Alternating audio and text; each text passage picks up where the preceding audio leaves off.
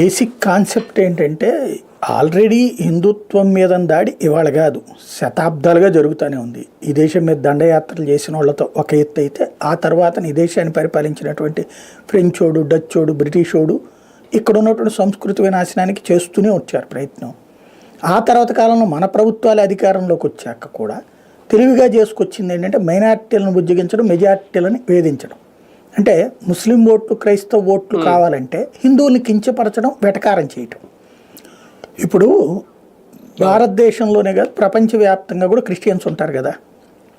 ఎక్కడైనా అమెరికాలోనో లేకపోతే పోపు ఉన్నటువంటి ప్రదేశంలోనో, అక్కడెక్కడైనా జెరూసలేంలోనో ఎక్కడైనా గుండు చేయించుకోవడం ఉందా? లేదా అక్కడ ఏమైనా ధ్వజస్తంభం ఉందా? లేదా అక్కడ యేసుక్రీస్తుకి స్తోత్రాలు ఉన్నాయా? ప్రత్యేకమైనటువంటి స్తోత్రాలు ఏది మన ఏది ఇక్కడ ఉన్నటువంటి తరహాలు, అంటే మనకి హిందూ దేవుళ్ళకు ఉన్నటువంటి తరహాలు స్తోత్రాలు ఉన్నాయా?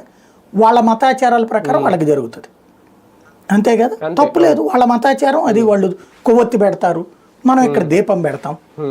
వాళ్ళకి సంబంధించినటువంటి ప్రార్థన ఒక రకంగా ఉంటుంది, ఇక్కడ పూజలు ఒక రకంగా ఉంటాయి. ఎవరి మతాన్ని వాళ్ళు పాటించాలి. కానీ ఇక్కడే ఎందుకుంటారు? దీన్ని ఎవరన్నా వెటకారం చేస్తున్నారా, తప్పుపడుతున్నారా? కానీలే అంటున్నారు. ఎందుకు అంటే వీళ్ళు హిందువుల నుంచి అటు కన్వర్ట్ అయ్యి ఉన్నారు కాబట్టి. మీరు చూడండి, ఎప్పుడైతే హిందువుల పండుగలు ముఖ్యమైనవి వస్తుంటాయో కరెక్ట్గా ఆ టైంకి ప్రత్యేక